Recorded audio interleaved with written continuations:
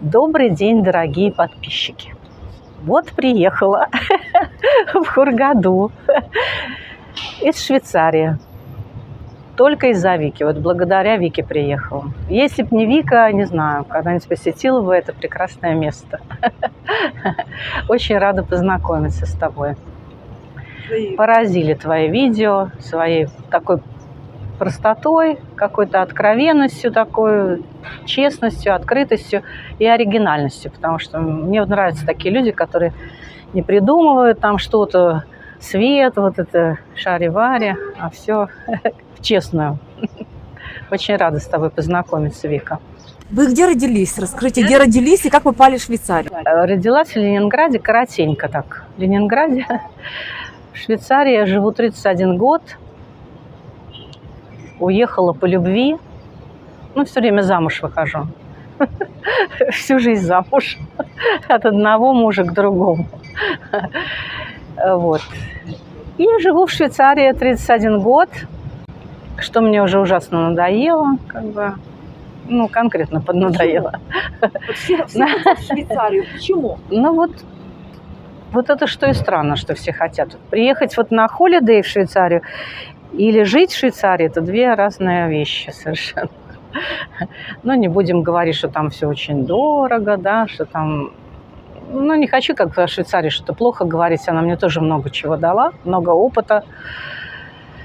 И хорошего, и плохого. И все, что я имею в жизни, тоже спасибо Швейцарии. Ну, конечно, тяжелая страна. Это для людей с железными яйцами. Менталитет, ну, такая, типа, зона строгого режима. Так, да, выживет сильнейший, выживает. Но тяжеловато, Вика, да. Нужно просто не шаг влево, шаг вправо, расстрел. Вот расскажите немножечко там, вот как вы познакомились со своим мужем, как вы там жили это долгое время? Первый мой муж был, о нем не будем говорить, он сейчас болен, снаркоманился. А второй мой муж, большая часть жизни, где-то 18 лет я с ним прожила. Он был очень богатый человек, такой с самолетами, с домами. У нас было очень много всяких прекрасных вещей, машин, там, все этой атрибутики. И вот эта вот часть жизни моя такая прожита в таком брать и хапать, она прожита тотально. Вот что мне очень нравится в моей жизни, что я каждую часть жизни проживала тотально. Вот просто, знаешь, если мне надо было туфли, значит, это должно быть 2000 пар туфлей. Я их даже не распаковывала иногда, покупала одинаковые, потом забуду, уже купила такие, оказывается, ну, забыла. Если нужны машины, то должны быть самые лучшие, там такие Бентли, Масерати и так далее. Если нужны какие-то рестораны, то это самые крутые какие-то Мишлен Стар. То есть я делала все тотально в жизни. Пока в один прекрасный момент не поняла, что вот что-то не то. Муж принес очередные там ключи от машины, и радость моя продлилась, ну вот буквально до той минуты, когда я ключи в руки взяла. И все. И вдруг я села в машину и поняла, что у меня настолько жизнь пустая, настолько глупо это все. Вот оно так мгновенно, это осознание пришло. Плюс мне было еще, я помню, тогда 41 год, 40 не отмечают, 41 я отмечала, и за столом было очень много друзей. Ну, таких друзей, как сейчас я поняла. Вот. И очень много людей, которые… Ну, если коротко сказать, после дня рождения я нашла свою новую машину, прочирканную ключами в гараже, разбитый ногой телевизор новый, и мое платье, которое от Ля Перла, такое за 2000 франков, было завязано узлами, мокрое на стуле. И я поняла так немножко, кто мои друзья. И вот это было для меня каким-то последней каплей. Почему они это сделали? От зависти? Ну, зависть, конечно. Ну, что, зависть человеческая, обычная, нормальная. Так все как-то так накапливалось, все это очень быстро и интенсивно проживалось. Вот эти все там самолеты, рестораны, какие-то бурж-аль-арабы. И очень быстро приходит вот эта пустота. Вот когда человек проживает интенсивно, ни в чем себе не отказывает, И действительно пришел такой шанс. Богатый мужчина, да, вот. Ну, я его так не любила особо, но он меня сильно любил. Я, кстати, ему год не жила с ним, отказывалась от встречи. Он там все подарки-то, бриллианты подкладывал, а я все выбегала от него. А вы где познакомились? Ну, мы познакомились в баре, там не особо какая-то романтическая история. Но он был женат, и ты знаешь, я не люблю вот эти как бы женатые люди, для меня это как бы табу было. И я не хотела, но я не знала, что он так резко свинтит от жены и переедет ко мне. Ну, в общем, он ушел, оставил там все жене, и буквально начали сначала, и все это было выстроено за 18 лет, вся эта империя, да. Потому что я его поднимала как могла своим светом, да, энергией своей. Потому что правильная женщина всегда поднимает мужчину. Мужчина в гору все идет, а неправильная она его опустит. Хотя у меня там по-разному бывало. Некоторые люди и опускались. Я не могу сказать, что там прям какая-то тотально правильная. Ну, к чему это? И вот после этого дня рождения, памяти нет, солнечное затмение. Я как-то раз у меня такой клик, и думаю, возьму-ка я рюкзак и поеду к своему Ошу в Пуну, к своему гуру. Вся моя жизнь была это поиск просветления. Но меня все время уводило. Вот я еще начала с 20 лет эти все техники, голодовки, там, дыхание, практики всякие. А потом там раз куда-то меня заведет туфли в какой-то миллионер, потом раз куда-то опять в любовь, потом туда, потом сюда. И все время, знаете, путь же он такой ветвистый. Если бы такая была дорога прямая к просветлению, так легко бы было. Вот. Но я решила не убегать от этого, кидаться во все, прыгать просто. Думаю, сначала прыгну, там посмотрим. Все-таки богатого у меня не было, такого мужа, и я вышла замуж за него. Вот. И, конечно, была вся в шоколаде в этот момент. То есть все желания сбывались вот так вот. Что бы я ни захотела, все получалось. Ну вот после этого дня рождения, в 41 год, я отправилась в ашрам, к Ошу, просто взяла рюкзак и уехала. И начала жить между Индией и Швейцарией на протяжении 15 лет. Я там по 6 месяцев была Индия, ну там Камбоджа, Лаос, все эти бэкпекерские места, шляться по этим грязным всяким гостиницам. Приезжала через 6 месяцев, причем я не хотела даже этот и паспорт получать, у меня еще паспорта не было швейцарского. И как-то мне пришла повестка на него. Это на самом деле так, люди очень хотят швейцарский паспорт, всем понятно. Я была в этот момент в Индии, нужно было приезжать, а мне так там было весело, гоу-парти, что я и не поехала. Но хорошо, удача мне тоже улыбалась в этот момент. Я приехала, все-таки полиция таки выдали мне паспорт. Так что у меня есть гражданство Швейцария. Что дает тебе это гражданство? Вечные оплаты, привязка к страховкам. То есть очень сложно из Швейцарии выехать, потому что нужно оплачивать ежемесячно, очень много налогов, страховок. Это такая тяжелая тема. Вот. И дает он себе помощь. Если ты совсем там на дне, уже на днище, то Швейцария платит там где-то 1000 на еду. Это довольно-таки нормально для других стран. Но для Швейцарии это как 100 франков, допустим, $100 в России. 1000 вот это. И оплачивают квартиру. Больше ничего, паспорт не дает, кроме как понтов. Вот. И я поехала к Ошу, и там, конечно, меня полностью погрузилась в духовные техники, практики. Боже, это было самое крутое время вообще. Это было просто крутое время. Там такие инсайты были. Там, боже, столько было всего. И выходы из тела, и там свет в конце туннеля. Сколько это стоит? К Ошу поехать? Да. Недешево. С ним, я имею в виду. Недешево. Где-то в месяц, наверное, нужно... я так не скажу, все по-разному. Там ищут квартиры и все. Но если там внутри ашрама, 2-3 тысячи $3 в месяц. С питанием или без? Вот точно не могу сейчас сказать. Наверное, за питание отдельно надо платить. Обучение да, с ним, да. Обучение, плюс там пожить и так далее, месяц. Там групповые какие-то были? Да, там групповые всякие техники. Это прекрасное место на самом деле. Там вообще в Индии очень много классных мест, где можно поработать над собой. Ну все, переходим к абьюзеру. Так как эта тема сейчас, ну, вообще самая актуальная, я не знаю вообще, это какой-то просто вау. Но нет слов. Вот столько нарциссов, что, ну, правда, Вика, иногда даже не знаю, что и сказать. Просто кажется, второй нарцисс. Даже столько нету эмпатов на этих нарциссов, где они находят. Мне кажется, на одного эмпата уже 10 нарциссов. Но я, конечно, попала, потому что яркая, богатая, карточка безлимитная. Ну и прискакала такая, вау, просветление, яху. Сейчас я быстренько, я уже вышла, я аж на грани уже была, там, голодала по 20 дней, там, в пещерах сидела, там, крутила суфи. Ой, что только не делала. В Японии была, в Задзене была, где только не была, короче. Все, прошла все какие можно техники, практики. Ну, я уже думала, что все, вот, прям, так дунула уже просветление на носу. Но не тут-то было. Тут же к тебе заходит, когда ты уже на грани, когда ты вот уже вот-вот уже просыпаешься, в этот момент Вселенная или вот это вот сознание, или вот это в твоем кино проявляется вот этот вот черт. Ну, это бесы, да? Да. Так будем их называть. Раньше их бесами называли. Бабушка моя их бесами называла. Можно говорить черти. Ну, черти, да. Черти. Даже беса много для них.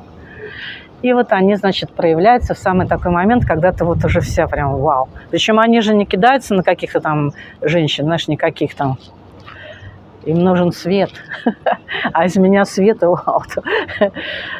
Ну, просто светило. И вот подбегает ко мне парнишка такой. Ямочка на щечке. Но больше у него нифига нет, кроме этой ямочки и харизмы. И быстро просто проникает мне под кожу. Вот они такие мастера подстройки.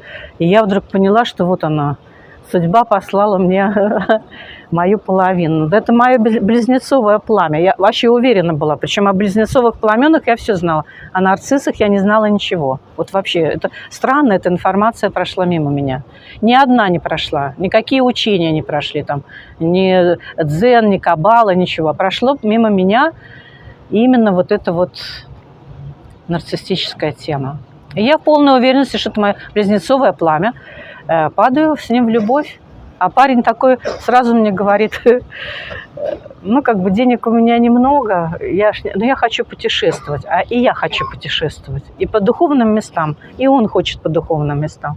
И у нас тут все так сошлось, и вот любовь, ну, там сложно рассказывать, там некоторые нюансы были, которые там отдельное видео надо снимать. Но если коротко сказать, мы отправились в путешествие на 15 лет. Где мы только не были. Каких только и в Гималаях, и везде там и на 7 тысяч метров, и задыхались, и прошли. Действительно, мы очень много с ним прошли. Я не могу сказать, что это было что-то такое, но это было самое счастливое время в моей жизни, вот правда. Я просто начала замечать последние годы, что что-то не то, ну, что-то не так. Он меня отправляет в Швейцарию, я уезжаю зимовать и исчезает все время. И постоянно как-то все это одинаково по кругу. Раз сбрасывает меня, исчезает, потом появляется, сбрасывает, исчезает. Объясняет это тем, что он там или запил, или где-то родители, или что-то. Опять появляется, когда я нужна. Опять конфетно-букетный период. Опять вот это все, 25. Потом вы уже осознали, что это нарциссические круги были, да? Это я сейчас осознала. Вот этот год только до меня дошла эта информация. А как пришла? Ну, я приехала домой. Вот и последний раз мы были вот буквально год назад в Таиланде. Наша последняя поездка, Качанг. Я приезжаю домой, делаю ему документы. То есть развелась с мужем, он подгонял меня. Это, наверное, тоже надо рассказать. Потеряла все деньги, все миллионы, все машины, все туфли выбросила, ну, естественно, на каблуках. Я уже стала хиппи. Охипарилась, муж мне не интересен, миллионер, зачем он мне? Ну, вот такой полудурок. Нарцисс полностью завладел моей сущностью. Потеряв все, ну, естественно, муж забрал все, потому что зачем такая? Хочешь хиппи, иди. И я совершенно спокойно, так как я вся на духовном пути, от всего отказалась. И, можно сказать, с голым задом с 300 франков ушла жить сама в свободное плавание. А лет мне уже немало, понимаешь, это уже дело к пенсии. И вот так как мы решили, я ему оплатила 2 школы йоги, мы решили, что мы откроем школу йоги в Швейцарии, поженимся и так далее. И когда я собирала там документы, все, ну, парнишка исчез опять, слился. Да? И тут я вдруг осознала, что я поправилась на 25 килограмм. Вот что-то с моим телом не так. У меня очень испортилось зрение, я почти ничего не вижу. Какие-то у меня были вот на глазах какие-то, я не знаю, как наросты, что-то случилось, как психосоматика. И я понимаю, что я падаю в какую-то глубочайшую депрессию. Вот состояние такое, ну вот. И я думаю, что такое не то? И тут мне попадается вот этот нарциссы. Каким образом это меня прошло, я до сих пор понять не могу. И я начинаю запоем смотреть вот эти видео. И просто понимаю, что у меня не просто нарцисс, там какой-то перверзный, злокачественный. Все нарциссы, какие есть в этом пацане. Я просто прожила 15 лет абьюзанная с нарциссом. Потеряла все, всех друзей. Он отъединил от меня всех друзей. Всех. Еще хотел сына. У меня сын взрослый живет в Америке. Музыкант, кстати. Хочу там музыку у тебя оставить его. Жонглер. И вот, и понимаешь, все, уже хотел от сына меня отстегивать. То есть он уже настолько на него проник, что не что-то с Максимкой все время, что-то тут вот это.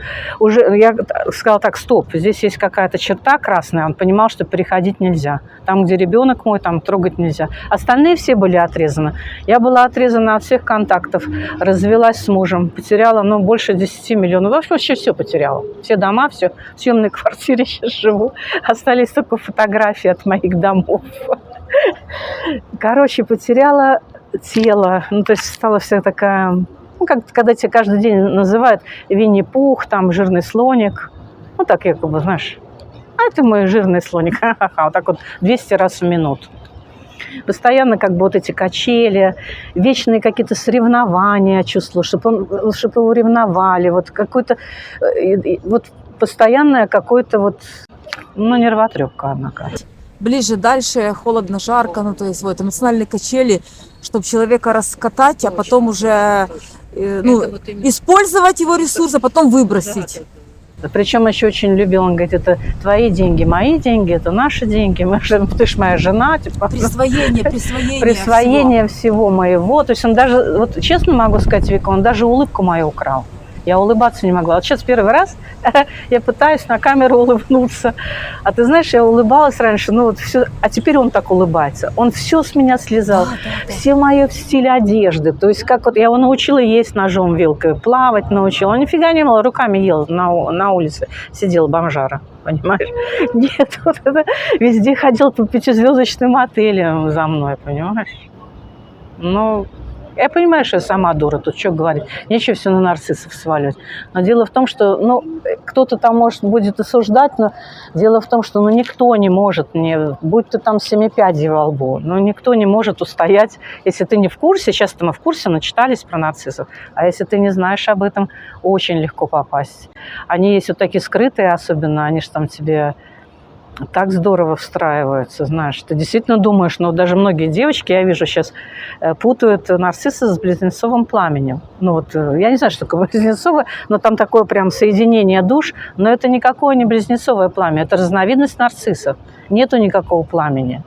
Есть просто люди светлые, эмпаты, а я отдающая всю жизнь, все расшвыривала там, собак кормила, нищих там везде, все расшвырила. Он увидел, что я такая отдающая. Даже вот когда в очереди стояли там в ашраме, я всем еду оплачу, там, ну такая полудурочная, все раздам, вечно, все сумки там, все раздарила. И он видит, что я такая, он быстренько подлетел, закрыл это все, и все, весь поток перенаправил к себе. Типа, отдавай мне, зачем там тратить на нищих детей там и так далее. Это сколько прошло после вот абьюза? После абьюза сейчас прошел ровно год, как я приехала к тебе, потому что я увидела твои видео. Ты знаешь, вот просто интервью с женщинами. Мне вообще очень женщина нравится. Да, как рекомендация. И там что-то тоже было о нарциссах, и выскочило твое, вот про нарциссов особенно видео, вот это черно-белое, всем советую посмотреть, это просто вау. Вот эти гусок я просмотрела про нарциссов. Главное, в черно-белом, как ты так все сделала правильно, знаешь, все это. Также нарциссы видят мир в черно-белом. Я его все время фотографировала, у меня миллионы фотографий с ним, я не стираю, там можно посмотреть, я ничего не убираю, как бы. И я была его фотокорреспондентом, кошельком и вот этим ресурсом ну, короче, всем, там, секси-леди, там, мамой, папой, этим всем спонсором, короче, медсестрой и так далее. Вот. Но сейчас я могу улыбаться, это уже что-то, потому что действительно это было очень больно, отрываться от этого. Да, они же крадут личность. Да, но он просто украл мою сущность, мою вот эту радость всю мою высосал. То есть я такое радостное существо превратилась вот в такое вот... Я просто заедала все время, но не хотела видеть. Мне казалось, ну ладно, там, ее не будем говорить, пропикаем. Ну, парнишка куку. Но я не знала, что он нарцисс. Действительно, это для меня открытие было. А вот хорошо, а какие-то вот на протяжении 15 лет, ну там красные флажки, вы их просто пропускали? Вика пропускала, но он, во-первых, младше меня, и я думала, ну ладно, может, он действительно в других условиях вырос. Знаешь, у них же там в Индии как бы женщина приносит деньги в дом. У него родители неплохие, то есть хорошая семья с достатком. Но у них вот если там сын женится, да, то есть у них приносит жена в дом деньги, и там все, и квартира, и машина. Ну, может, у него такое, знаешь, я даже не могла видеть, что он жигало, Альфонс. Но что он просто использует меня конкретно. Так любила, знаешь, влюбилась конкретно. Я влюбляюсь, я не думаю, знаешь, ни о чем. Просто люблю. Иногда жалко его, смотришь, какой-то несчастный, убогий. Думаю, пусть, может, йогой занимается, потому что какой-то бестолковый. Вот это толкала его в йогу. Он утром йога, вечером пьяный, знаешь. Утром йога, вечером пьяный. Ну вот, короче. С мужем вы когда развелись? С мужем я развелась не так давно, это 3 года назад. Да, он приехал ко мне в Швейцарию и подгонял там все, типа, может, поженимся и все. Просто когда я все собрала, это не так просто в Швейцарии документы собрать. Это нужно представлять, что такое Швейцария. Там всего 8 миллионов, а в Индии 1,5 миллиарда. И это ему считать, это как лотерейный билет человек выиграл. Просто, ну, это такого не бывает. На 1,5 миллиарда один какой-то засранец получил возможность приехать полностью на все готовое в Швейцарию преподавать йогу. Но так как он недалекий, поэтому там они же тоже, эти нарциссы, глуповатые, если так честно сказать. Вот. Ну, хорошо, что так меня Господь отвел. Вот, правда, был такой год, этот кармический, 24-й. Меня прямо отвел Господь. Ты представляешь, чтобы было, я еще замуж за него вышла. Это на меня вот эти 2000 Швейцария налоги, вот это все. Боже. А теперь, получается, какие планы? Вот вы сейчас домой, потом... У меня вообще, Вика, никаких планов. Я год была в фрустрации находилась. Я там тяжело работала, я пошла убирать, мыть. Так, ну а вот сейчас какие у вас планы, Елена? Ой, Вика, даже не знаю, вообще никаких планов. Он настолько меня разрушил, я вообще полностью была разрушенная. Вот вся моя жизнь разрушена, какие-то обломки жизни. Но я не к тому это там говорю, чтобы мне кто-то пожалел. Я понимаю, что ну, все скажут, ну и сама дура там такое вписалась. Ну что, ну, любая женщина хочет любви. Естественно, когда идешь за любовью, нужно понимать, когда там страсть и все такое, на обратной стороне страдания. А к страданиям я к таким огромным не была готова. Поэтому сейчас я год себя просто уходила в себя. Медитации, работа, чистила там, мыла все. Потому что так мне легче было, когда что-то делала руками. Мне было легче забывать вот это все.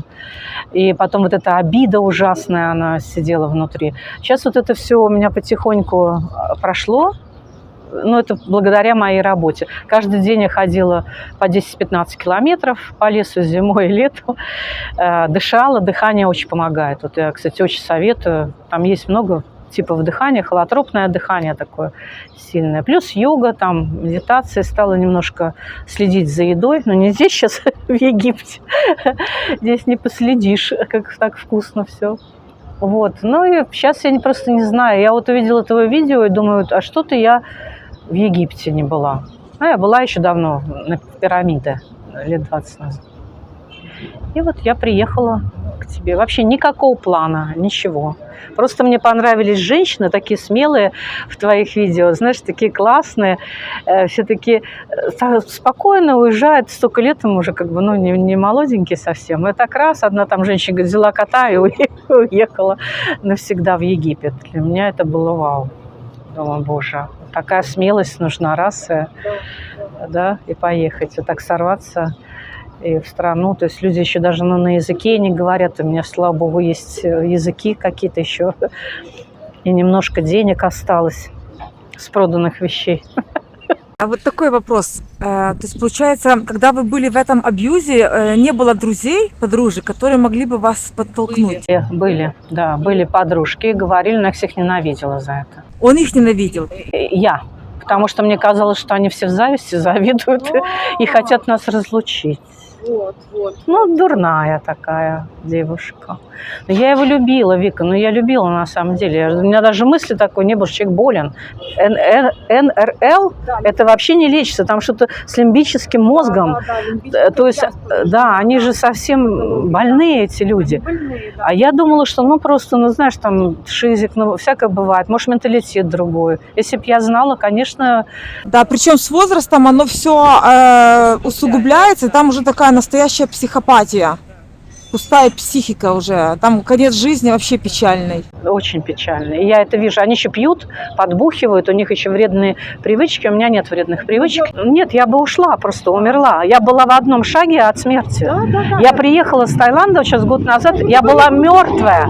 Я вот так вот лежала, Вика, и я думала только об одном, скорее бы умереть вообще. Потому что я не знала вообще, как мне жить.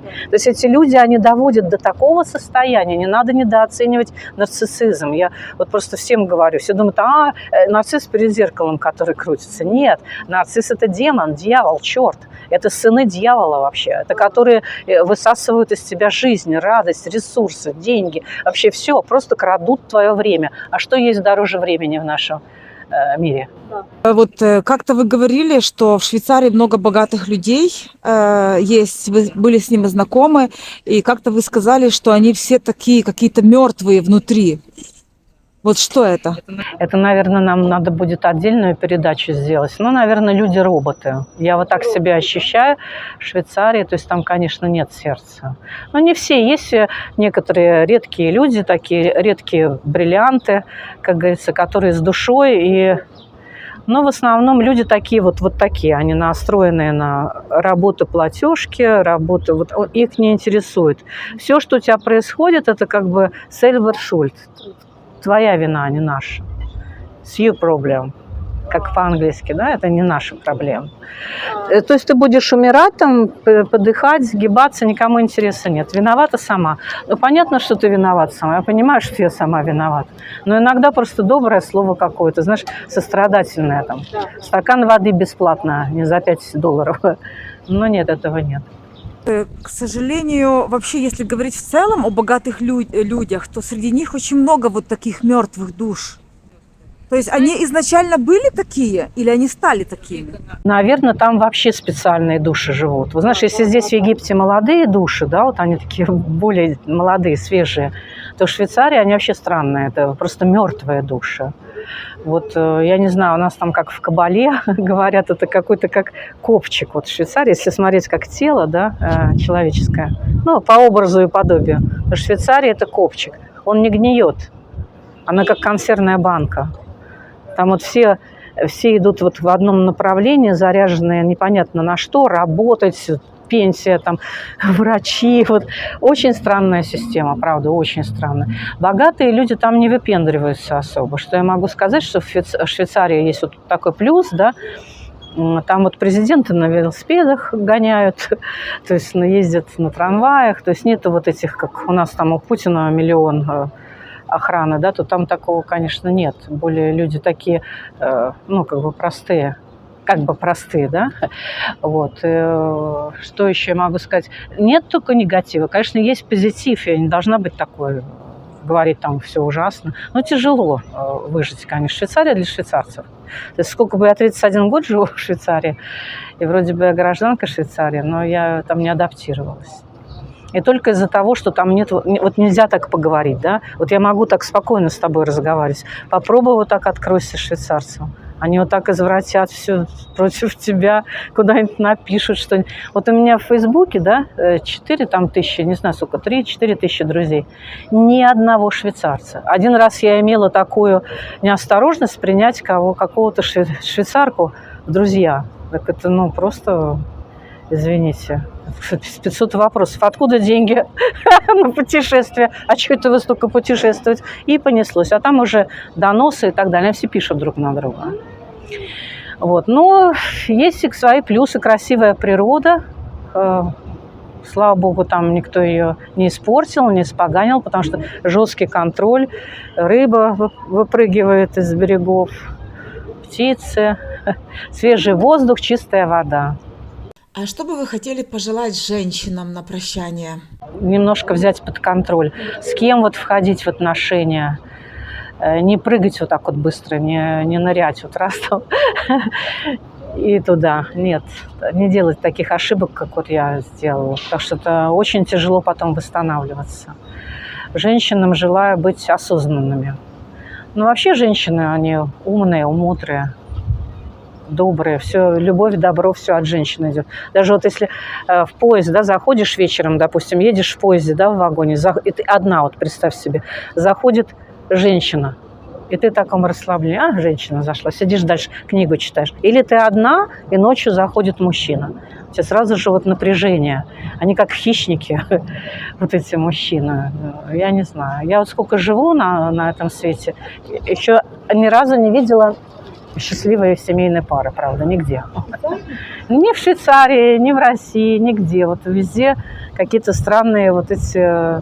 Ну, может, мне не повезло, так может, есть такие люди. Кто кого переабьюзит, да? Кто кого переиграет, да. И это действительно напрягает. В жизни столько всего интересного. Вот небо, море, рыбки. Ну, я не знаю. Вот общение с друзьями, новые контакты. Вот и Викушка. Скажи, ты ехала ко мне, думала, я нарцисс или эмпат? Скажи. Да. У меня есть такие всякие проверочные инструменты, я это проверяю. У меня такие там есть всякие удочки, штучки. Потом у меня на картах Таро такая профи. И я, конечно, сейчас проверяю, чтобы не ошибиться. А как ты поняла, меня же они не слышат, то, что я говорю. Да. Я имею в виду, что у тебя микрофон. Ты скажи, я когда ехала к Виктории, я тоже думала, она нарцисс или... Да, так я тебя проверила, я же тебе говорю. Так вот я и говорю, я хотела тебе сказать, что я беру фотографию, имя. Нет, ты проговори, когда я ехала к Виктории, проговори, меня же не слышно, микрофон у тебя. Когда я ехала... я думала, тебя слышно. Когда я ехала к Виктории, я проверила ее на нарциссизм. Потому что сейчас в моем поле не должно быть вообще, минимум ограничить нарциссов. Как ты проверила? Проверила, я, значит, взяла фотографию, написала твое имя, твою фотографию. И там у меня есть такие инструменты специальные, там, вот этот маятник и удочка такая. И еще картами разложила везде. В общем, на 3 ответа получила симпат. Поэтому я думаю, поеду, потому что сейчас должны, так как эмпаты, объединяться, и люди добра и света, и отдачи должны быть вместе. Потому что бесы-то почему побеждают везде, там, в политике и везде? Потому что они вместе все. У них там свои всякие ритуалы, а мы все врозь. Нас всех отъединили, и как отъединили? Каждому представили нарциссов. Кому маму, кому ребенка, кому сестру, кому... мужа, понимаешь? И поэтому нарциссы, они все высосаны, эмпаты высосаны. У эмпатов нет чистых, нужно понимать. Эмпаты все зараженные вот этими чернилами, вот этим вот мороком. Это как пауки, они туда яд вталкивают в этого эмпата. И уже чистых эмпатов нет. У нас уже у всех есть признаки нарциссизма.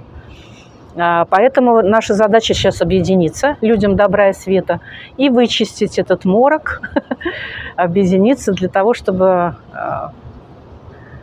Вика устала. Супер, ты просто интересно рассказываешь. Я знаю, когда разговариваю, все спят. Вообще. У меня такой монотонный голос. Да, а теперь знаешь, что скажи, а вот в следующий раз, когда я приеду из Швейцарии, я расскажу про вот эту черную, вот эту вдову, не вдову, но вот эту. Абрамович. Абрамович? Да. Наверное, я так не имею права про нее говорить. Да? Да. Не, я не говорю, расскажи историю жизни. Не, я расскажу про свою жизнь, про себя. Ну ладно. И у меня еще похлеще есть история, поэтому да. Она просто, я ж не имею права трогать это. Да, но я не знаю, потому что могу ли я, да. Прощайся. Ну все, дорогие зрители, дорогие друзья, женщины любимые, всем желаю счастья, добра, любви. Все равно не нужно терять надежду, что все равно мы все встретим своего принца. Нужно жить все равно в любви и в отдаче.